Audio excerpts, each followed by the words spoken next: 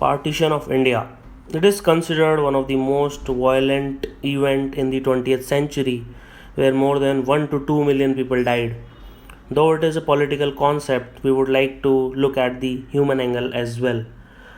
The division of British India in 1947, which accompanied the creation of two independent dominions, that is India and Pakistan, that is called the Partition of India.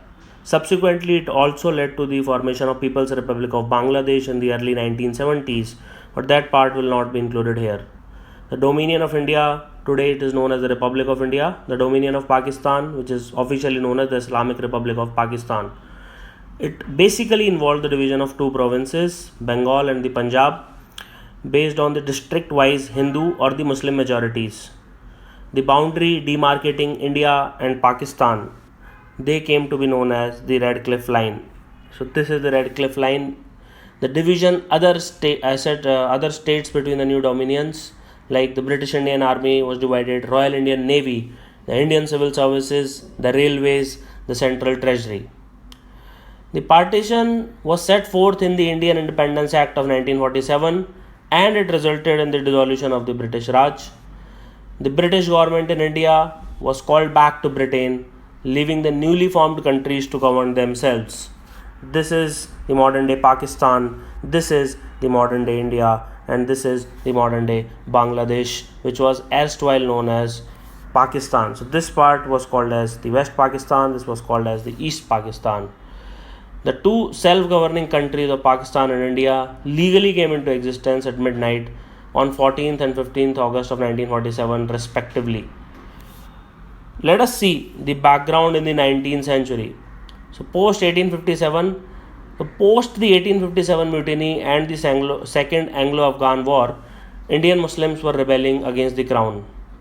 Now in 1871 census and the following decades, which had the first estimated the populations in the regions of Muslim majority, showed increase in like numbers of the Muslim population. Muslim leaders across the northern India had experienced public animosity from some of the new Hindu political and social groups. In the United Provinces, which is known as Uttar Pradesh in the modern times, Muslims became anxious when in the late 19th century, political representation increased, giving more power to Hindus, and Hindus were politically mobilized in Hindu-Urdu controversy, anti-cow killing riots of 1893. So these were the issues back then. Now, formation of Muslim League is considered one of the hallmark feature in the partition of India. In 1905, partition of Bengal occurred when the Viceroy Lord Curzon in his second term divided the largest administrative subdivision in British India, that is the Bengal Presidency, into the Muslim majority province of East Bengal, the Assam, and the Hindu majority province of present day West Bengal, Bihar, Jharkhand, and Odisha. Now, Hindu elite protested who owned land in East Bengal that was leased out to the Muslim peasants. Swadeshi movement also picked up, that is the Buy Indian campaign. Protests were against Curzon's decision, took the form predominantly of the led by two-time Congress President Surendranath Banerjee. It involved a boycott of British goods.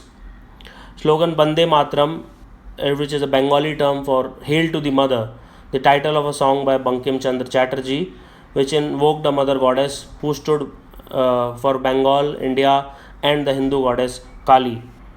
In 1906, the Muslim elite in India met with the new Viceroy Lord Minto and asked for separate electorates for Muslim because of the overwhelming but predominantly Hindu protest against the partition of Bengal and the fear of reforms favoring the Hindu majority.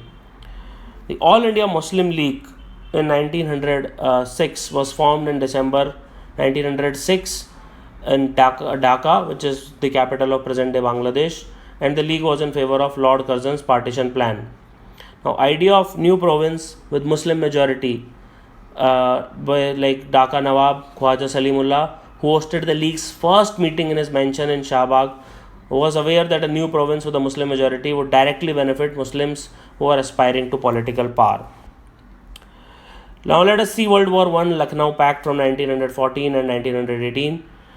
1.5 million Indian and British soldiers of the British Indian Army would take part in the war, and India's international profile would thereby rise and would continue to rise during the entire 1920s.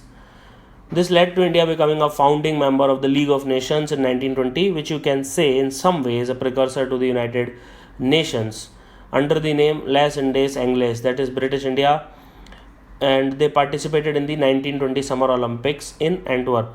And now back in India, especially among the leaders of the Indian National Congress, it would lead to calls for greater self-government for Indians. The British and their allies were now in conflict with Turkey because of the World War, and this led to something called as Khilafat movement in India. Because religious neutrality of the British began to be doubted, and doubts had already surfaced as a result of reunification of Bengal in 1911, and it was not taken well by the Muslim leadership of that time. Now in 1916, in the Lucknow Pact, the League joined the Congress in the proposal for greater self-government that was campaigned by Bal Gangadhar Tilak and his supporters, and in return the Congress accepted separate electorates, which is considered one of the worst tragedy to happen in the 20th century in India. For Muslims in the provincial legislature as well as the Imperial Legislative Council, it finally led to the Partition of India. The Muslim League had anywhere between 500 and 800 members and did not yet have its wider following among Indian Muslims of later years. In the League itself, the pact did not have unanimous backing. Muhammad and Shaukat Ali, the two brothers from UP, that is the United Province, had embraced the pan-Islamic cause and had the support of a young lawyer from Bombay known as Muhammad Ali Jinnah, who was later to rise to leadership roles in both the League, India's independence movement, and who came to be known as Father of Pakistan.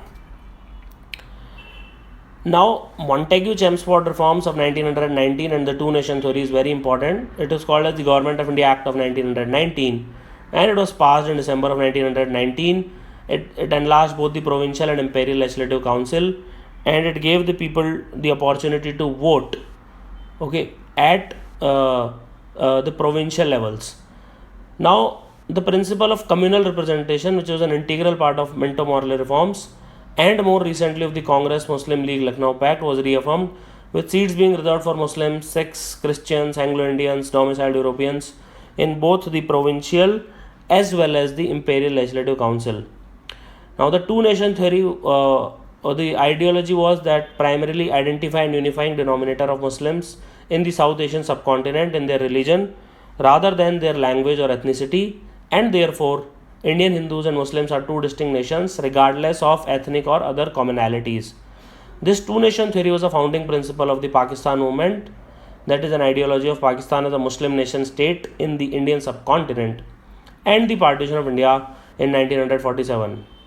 Muhammad Ali Jinnah it termed it as the awakening of Muslims for the creation of Pakistan. It also established a source of inspiration to several Hindu nationalist organizations for establishment of a legally Hindu state in India, prohibition of conversion to Islam and other religion, and the promotion of conversions or reconversions of Muslims and other religions to Hinduism.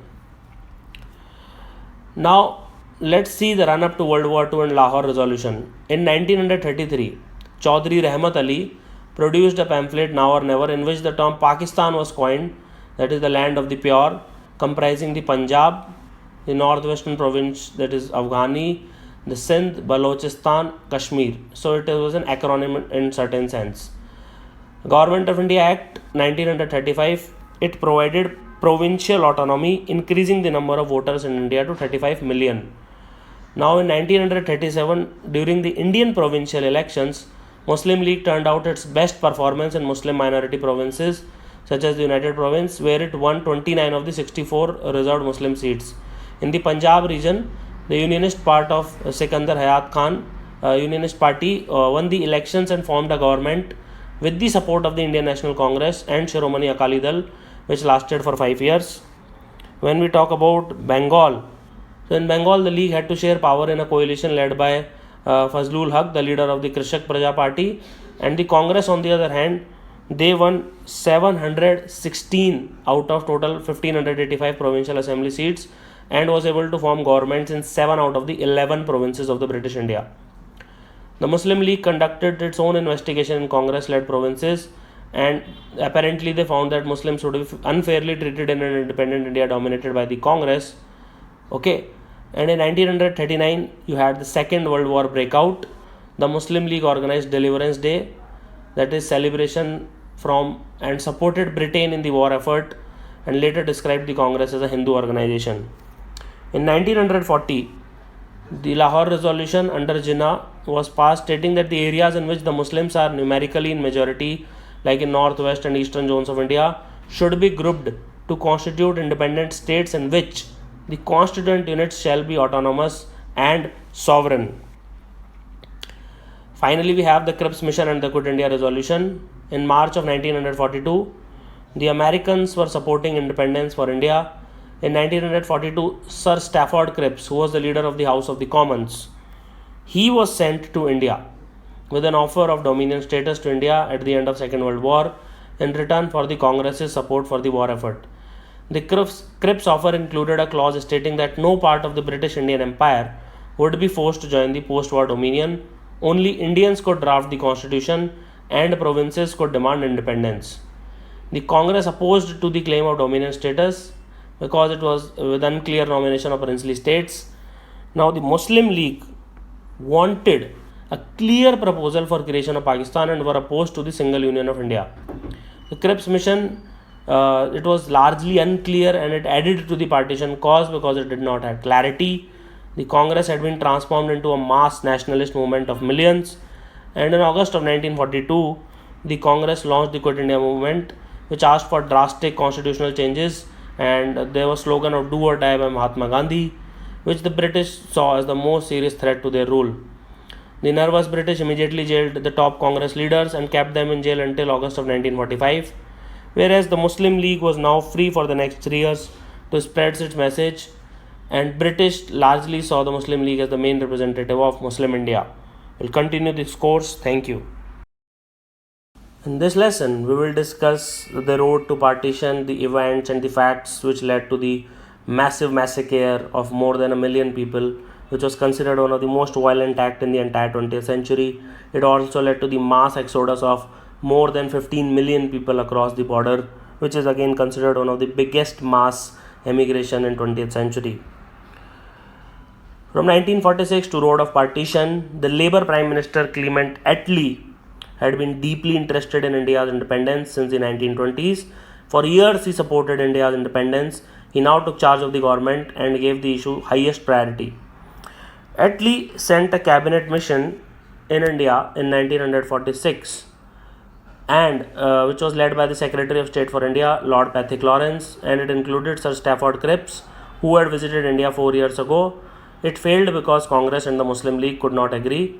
In 1946, new elections were held in India, and with the announcement of the elections, the line had been drawn for Muslim voters to choose between a united Indian state or the partition. Now there was upper hand for Congress because Congress chose to defend the accused INA officers after the 1945, that is end of World War II, and this obviously resonated well with the public outcry from people of India, and this helped the Congress to electoral victories in 8 of the 11 provinces, 91% of the vote among the non-Muslim constituencies. Now the Congress was seen as the legitimate party here, as the legitimate successor to the British government for most of the Hindus. Now, power to Jinnah, the Muslim League was finally able to make good on the claim that it and Jinnah alone represented India's Muslim. They won majority of the Muslim vote as well as most reserved Muslim seats in the provincial assemblies. It also secured all the Muslim seats in the Central Assembly. Jinnah quickly interpreted this vote as a popular demand for a separate homeland. Now, Britain hoped to preserve the united India, which they and the Congress desired, while concurrently securing the essence of Jinnah's demand for a Pakistan through groupings. Now, in May 16, 1946, Cabinet Mission recommended groupings of Muslim majority provinces, which were separate from Hindu majority provinces, which were to be provided almost complete autonomy.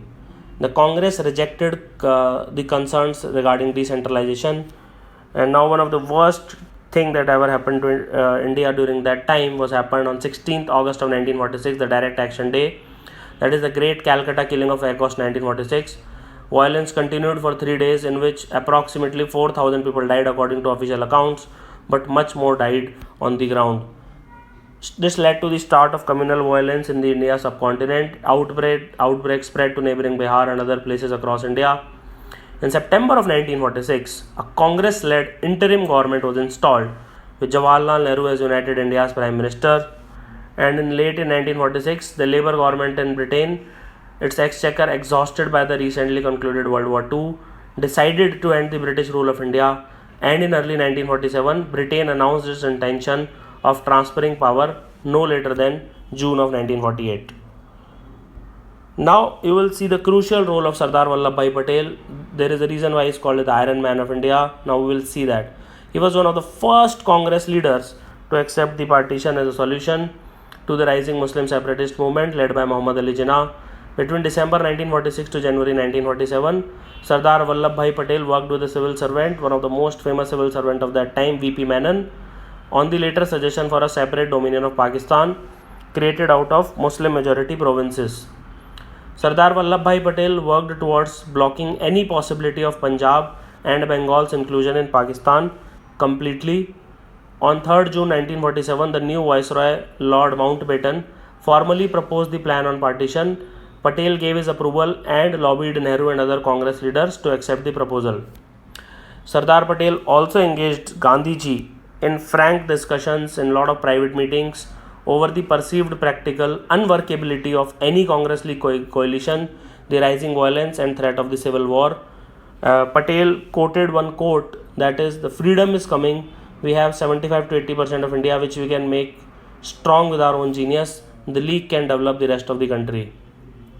Patel also represented India on the Partition Council, where he oversaw the division of public assets and selected the Indian Council of Ministers with Nehru. 1947, the year of partition, one of the most painful period in Indian subcontinent's history. In June of 1947, Lord Mountbatten advanced the date for the transfer of power, allowing less than 6 months for a mutually agreed plan for independence. It led to the meeting of representatives, the nationalist leaders including Nehru and Abul Kalam Azad on behalf of the Congress, Jinnah representing the Muslim League, B.R. Ambedkar representing the untouchable community, and Master Tara Singh representing the Sikhs, agreed to a partition of the country along the religious lines in stark opposition to Mahatma Gandhi's view. Now you had the execution formula, where the predominantly Hindu and the Sikh regions were assigned to the New India, which is called as the Punjab of India, and predominantly Muslim areas to the new nation of Pakistan, and the plan included a partition of the Muslim majority provinces of Punjab and Bengal. Now you had a line which separated India and Pakistan. It is called as the Red Cliff Line. It led to eruption of communal tension.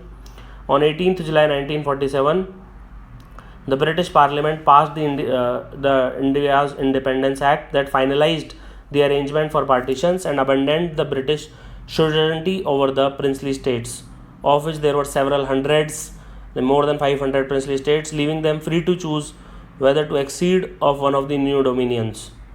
On 14th August 1947, the Dominion of Pakistan came into being with Muhammad Ali Jinnah sworn in as its first Governor General in Karachi.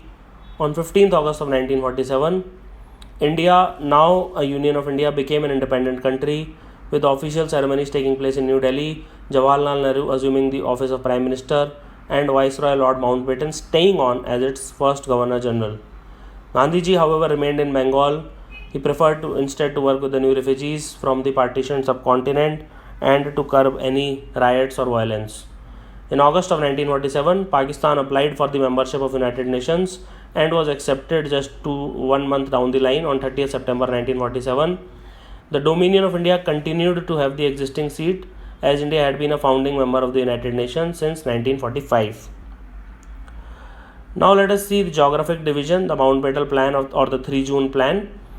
The Red Cliff Line is the border between India and Pakistan, and it is called as such because it was done under the chairmanship of a London barrister, Sir Cyril Ratcliffe. Pakistan came into being with two non-contiguous enclaves, the East Pakistan, which is known as the today's Bangladesh, and West Pakistan, which is called as the Pakistan today, and separated geographically by India. India was formed out of the majority Hindu regions of British India and the Pakistan from the majority Muslim areas.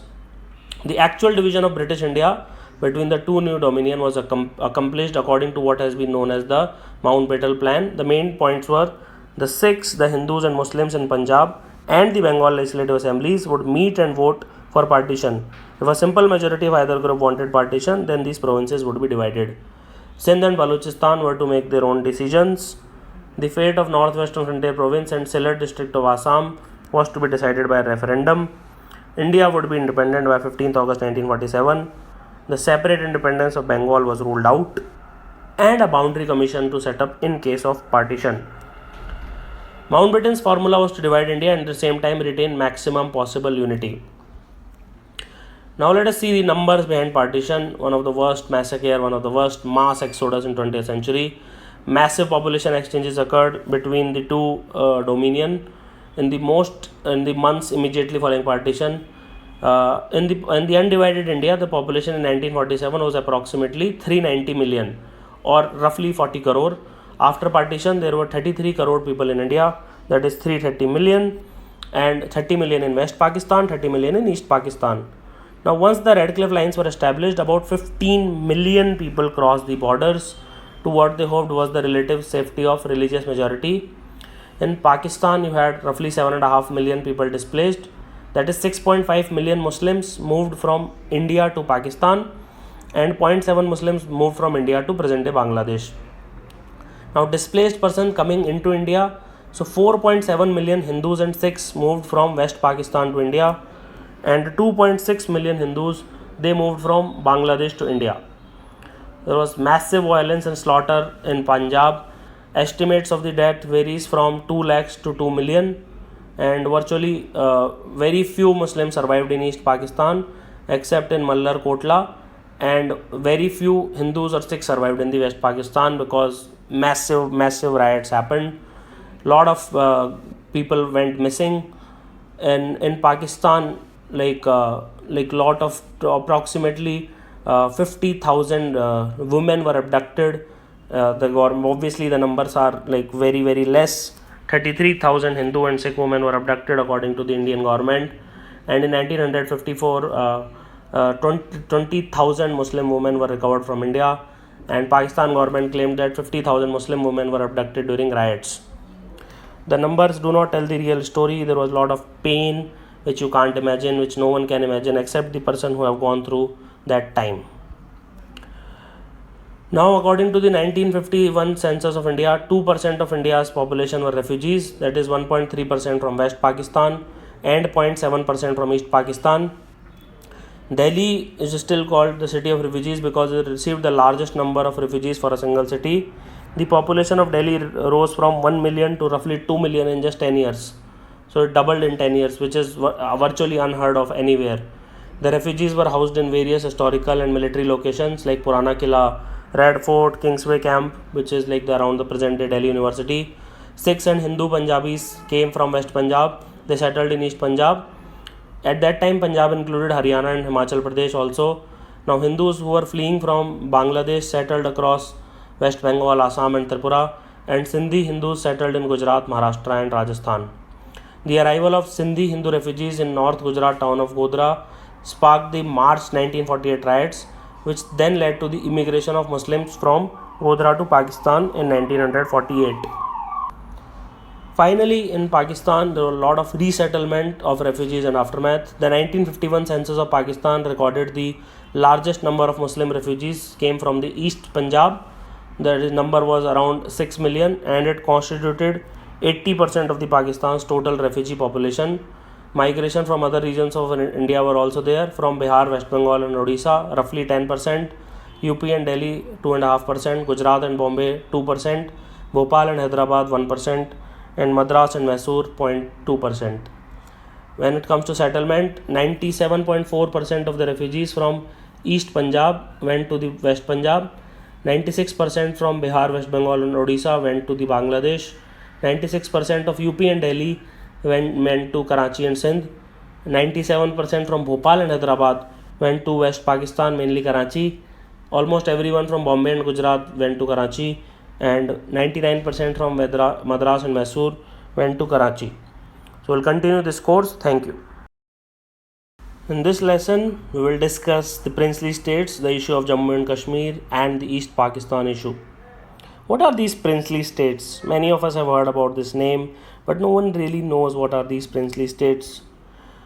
Before the partition of India, this, as you can see, 562 princely states, which are also called as the native states, they existed.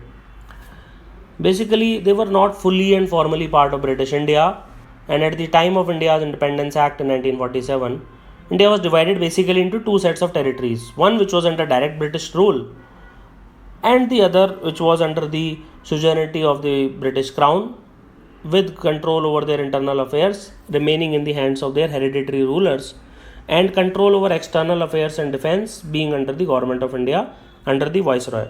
So as you can see, the region, this is like the Bengal presidency, so it was completely under British region. But if you see this part, so this was largely ruled by the princely states. The Saurashtra and Kathiawar region of Gujarat, that is this part, it had over 200 princely states, many with non-contiguous territories. There were several colonial enclaves which was controlled by France and Portugal, and the political integration of these territories into India was a declared objective of the Indian National Congress, and government of India took about 10 years to successfully conduct it. One of the most important person behind this was Sardar Vallabhbhai Patel and VP Menon, and Jawaharlal Nehru also, they convinced the rulers of the various princely states to accede to India.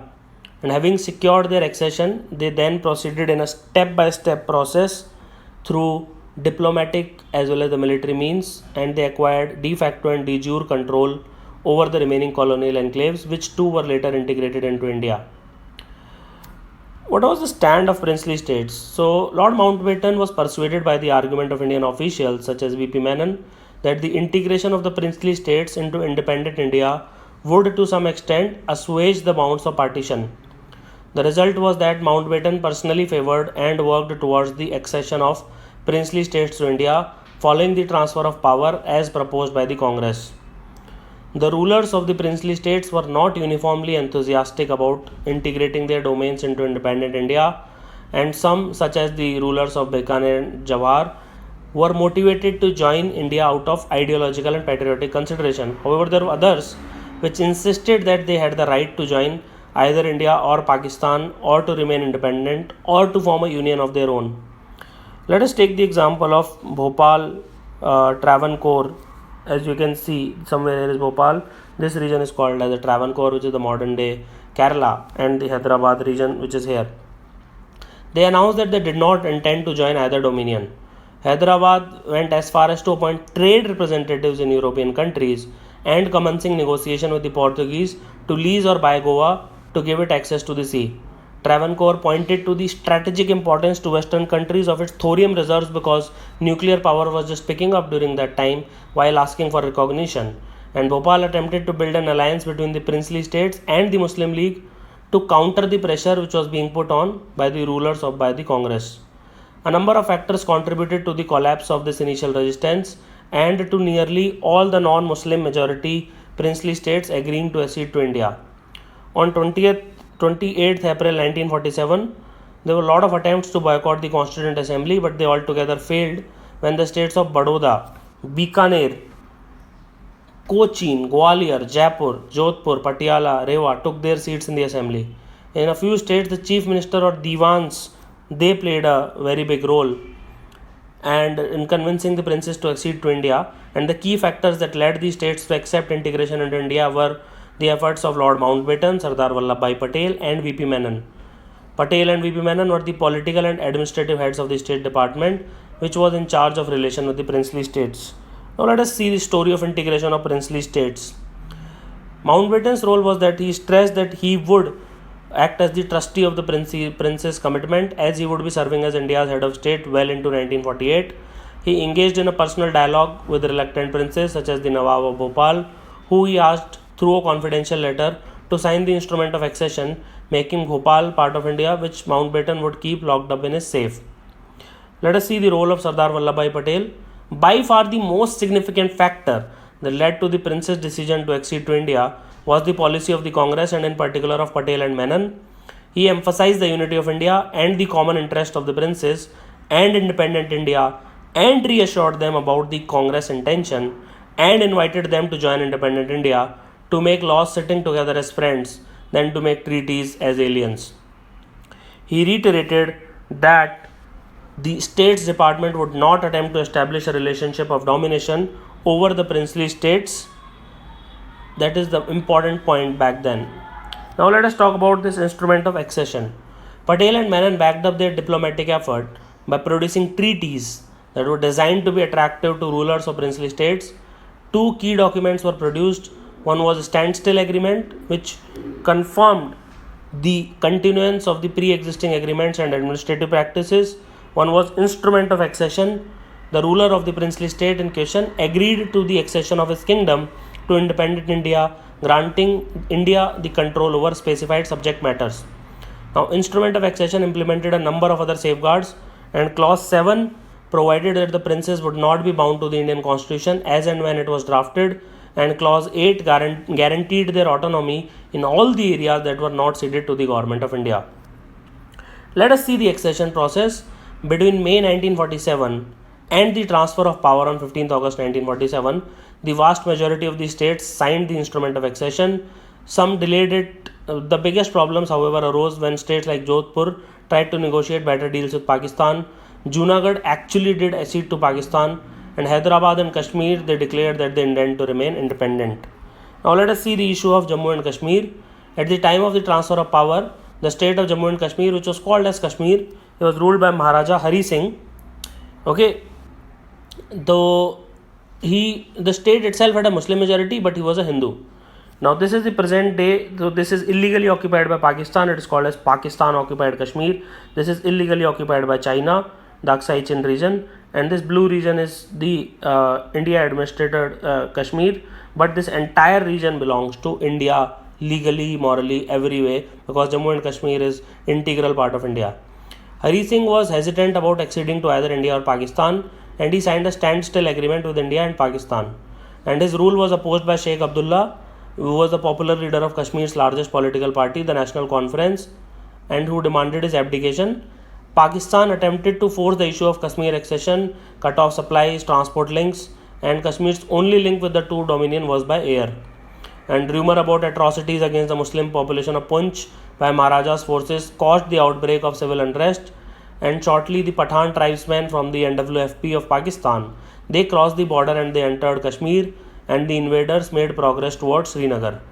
Now Maharaja of Kashmir, obviously he was in a bad place, and he finally asked the government of India for military assistance, and Maharaja of Kashmir complied with Indian government requirement to signing of instrument of accession and setting up an interim government headed by Sheikh Abdullah in return. Jawaharlal Nehru declared that it would have to be confirmed by a plebiscite. Although there was no legal requirement to seek such confirmation. Now Indian troops secured Jammu, Srinagar and the valley itself, and during the first Kashmir war, but the intense fighting flagged with the onset of winter, which made much of the state impassable because of a lot of snow, and it became very difficult, as you can see here. Prime Minister Nehru, recognizing the degree of international attention brought to by this dispute, declared a ceasefire and sought UN arbitration, arguing that India would otherwise have to invade Pakistan in view of its failure to stop the tribal incursion. The plebiscite was never held, and on 26 January 1950, the Constitution of India came into force in Kashmir, but with special provisions made for the state. The northern and western portion of Kashmir came under Pakistan's control in 1947 and are today illegally occupied by and called as Pakistan occupied Kashmir. And in 1962 Sino-India War, China occupied Accession Chin region of J&K, the northeastern region bordering Ladakh, which it illegally occupies. Now let us see the integration of Hyderabad. So Hyderabad was a landlocked state and it was huge, that is over 2 lakh kilometers square, as you can see, but it was landlocked, meaning there was no sea. While 87% of its 17 million people were Hindu, it was ruled by Nizams, that is Nizam Osman Ali Khan, he was a Muslim, and its politics were dominated by the Muslim elite. The Muslim nobility and the Ittihadul Muslimin, who was a powerful pro-Nizam Muslim party, insisted Hyderabad remain independent, and stand on an equal footing to India and Pakistan. The government of India rejected the idea because of national security, as what is right in the heart of India, and states, people, history, and location made it unquestionably India. India rejected the proposal of the Nizam into a limited treaty with India, which gave Hyderabad safeguards not provided for in the standard instrument of accession. The Nizam was also beset by the Telangana rebellion, which started in 1946 as a peasant revolt against the feudal elements, and one which the Nizam was not able to subjugate. The Razakars, that is the volunteers at that time, a militia affiliated to the Ittihad ul Muslimin, set up under the influence of Muslim radical Qasim Rajvi, assumed the rule of supporting the Muslim ruling class against upsurges by the Hindu populace, and they began intensifying its activities and was accused of attempting to intimidate villages. Now, Patel now insisted that if Hyderabad was allowed to continue its independence, the prestige of the government would be tarnished, and then neither Hindus nor Muslims would feel secure in its realm. So, finally, you had Operation Polo on 13 September 1948. The Indian Army was sent into Hyderabad on the grounds that law and order situation threatened the peace of South India. The troops met little resistance by the Razakars, and between 13th and 18th September took complete control of the state. The operation led to massive communal violence, with estimates of deaths ranging from 20,000 to 40,000. And despite the cries to UNSC, they did not deal further, and finally Hyderabad was absorbed into India, which was absolutely right because it was Indian in all aspect. Now let us talk about the colonial states. So government of India between 1948 and 1950 turned the task of changing the states and former British provinces into one polity under a single republican constitution, that is Republic of India. So there was a first fast track integration between 1947 and 1949, which led to the merging of these small states that were not seen by the government of India to be a viable administrative units, either into neighboring provinces or with other princely states to create a princely union. Now Kutch in western India and Tripura and Manipur in northeast India, all of which were along the international borders, were also asked to sign the merger agreements despite being larger states, following which they became the chief commissioner provinces. Now there was 4-step integration. First was merger, then there was democratization, then there was centralization and constitutionalization, and finally in 1956 there was reorganization. For example, there was States Reorganization Act, which reorganized the former British provinces and princely states on the basis of language. Then there was the issue of French colonies and the Portuguese colony. At independence, the regions of Pondicherry, Karaikal, Yaman, Nahe and Chandranagar were colonies of France, and a referendum in Pondicherry and Karaikal in October 1954 resulted in favor of merger, and on November 1954 de facto control over all the four enclaves was transferred to Republic of India.